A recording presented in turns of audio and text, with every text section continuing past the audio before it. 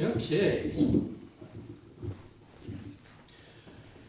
I started writing poetry and really got heavily involved with it for 2 or 3 years. This has been about 3 or 4 years ago. And one of the things that I really tried to instill within my own writing was I wanted it to speak for itself on the page. And so, by reading my work, you got it, you understood it. It took no explanation. But then I saw these great writers that would really be enjoyable to listen to as they explained their works and talked about them ahead of time. So it kind of blows my presentation some in that, some of these works, they're so complete that I don't have much to say about them. But anyway, I do really appreciate finding out some of the background about many of the works. And just like the dance, what Jamie had to say about the 6 beats on the 4/4 music and stuff, I found really fascinating. And so that's some of the magic of this presentation here today. But because of this explanation that I don't do on my own works, I'll probably include a couple of other works at the end of the presentation here that I hope you enjoy. This first piece is called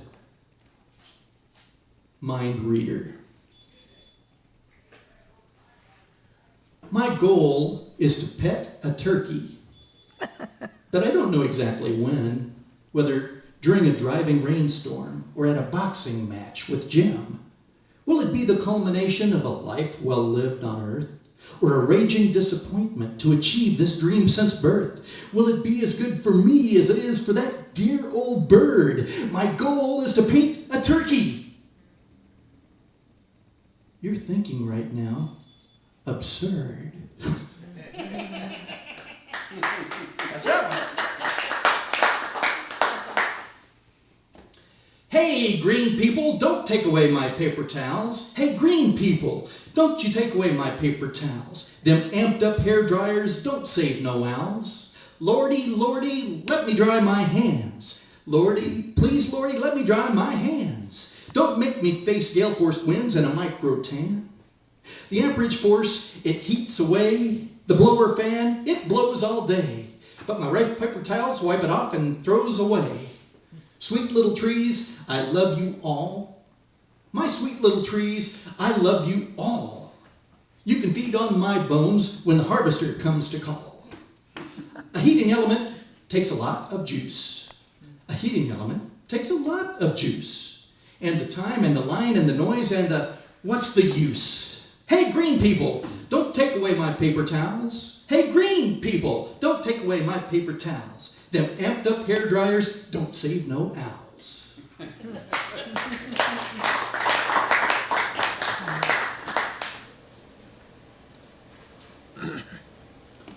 This one's called Freckles.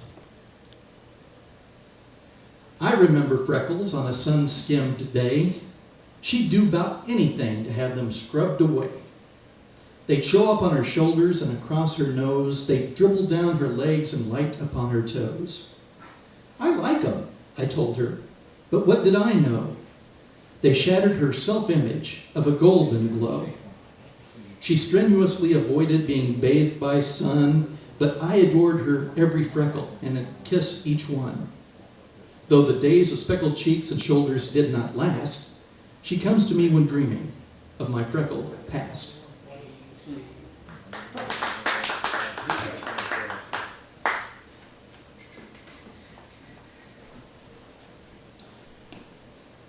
This one could take some explanation.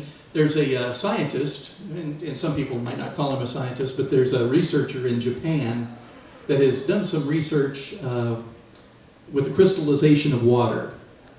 And in his sojourn, he has actually photographed water crystals that come from different bottles that are marked with words of happiness and love and peace, and then bottles that are marked with other words that are a little more violent and not so loving. And he discerns that there is a difference in the way that these water crystals end up appearing. And so that's what this is about. And it's called Write Love on All Your Bottles. There's a science of studying the crystallization of water. Bottles of water labeled hope and love and joy. produce ice crystals of amazing complexity and symmetry.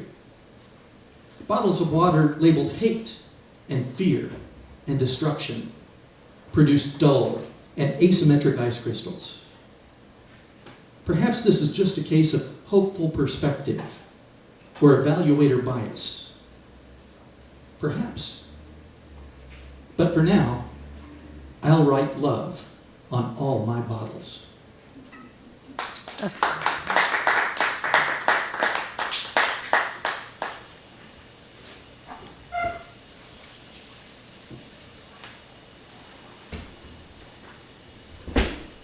They are afraid of peace. They are afraid of peace.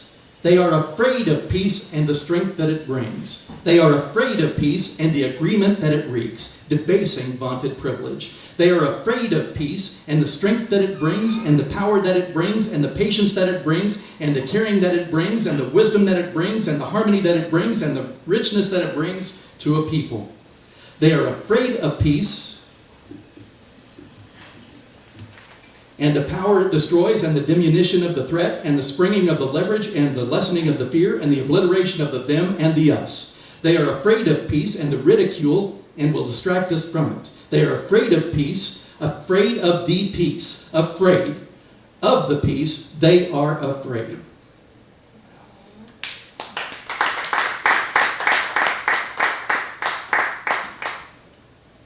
Sorry, the page turn interrupted my flow there.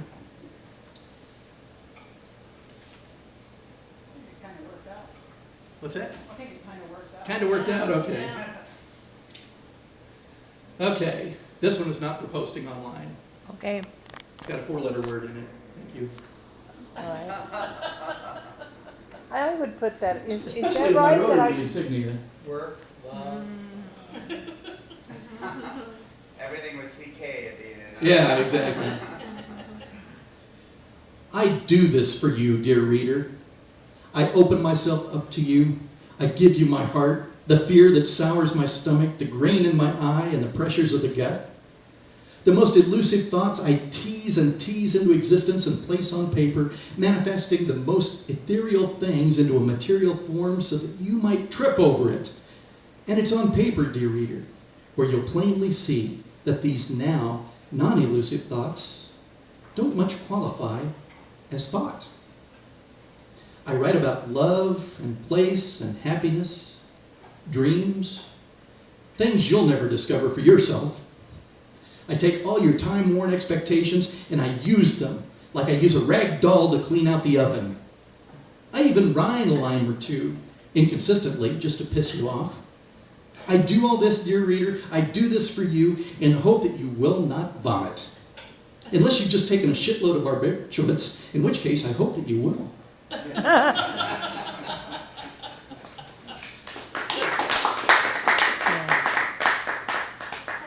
Okay.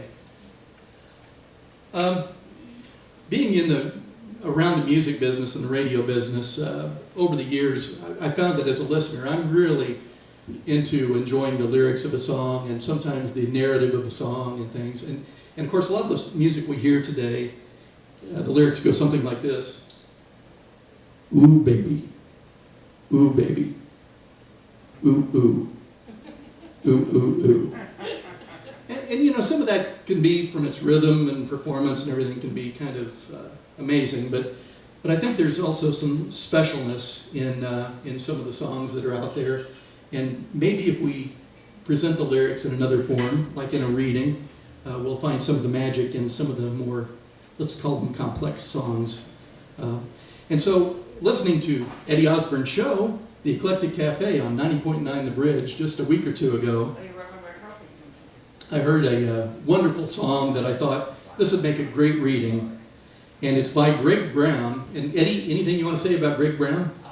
He's very direct to mint. He used to be on Prairie Home Companion in the early days. Okay. They live on a farm in Iowa. They live on a farm in Iowa.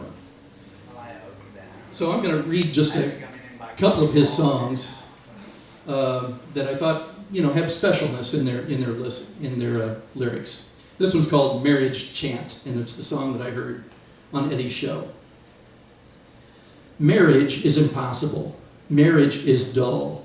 Your dance card is empty. Your plate is too full. It's something no sensible person would do. I wish I was married. I wish I was married. I wish I was married to you.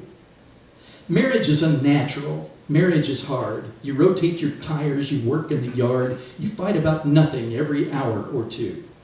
I wish I was married. I wish I was married. I wish I was married to you.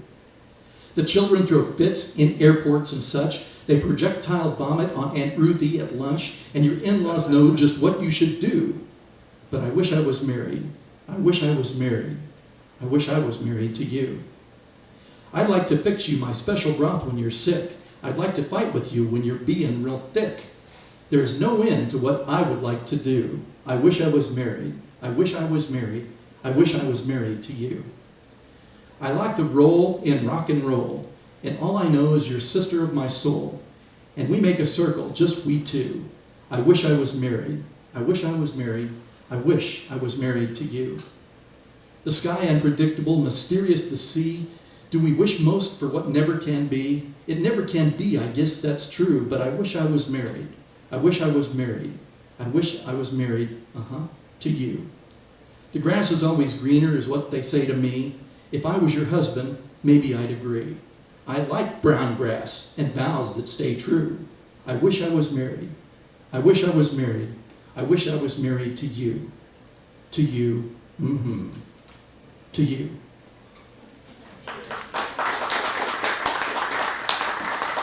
That's Greg Brown off of his Covenant album.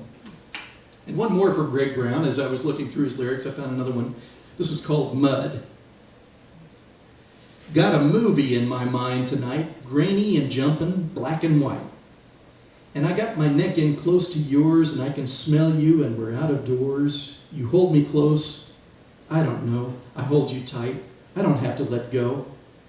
In the dirt or something. Something's wet. The sky is cloudy like the day we met. I can see through your eyes. Things are big. Oh, my heart is joy. Things are big. Things are bigger. Things are huge. The world comes in at us like we want it to. I reach down slowly, down there someplace. I get some mud, rub it on your face. And you do the same, and you kiss my blood, and here we are, meeting in the mud.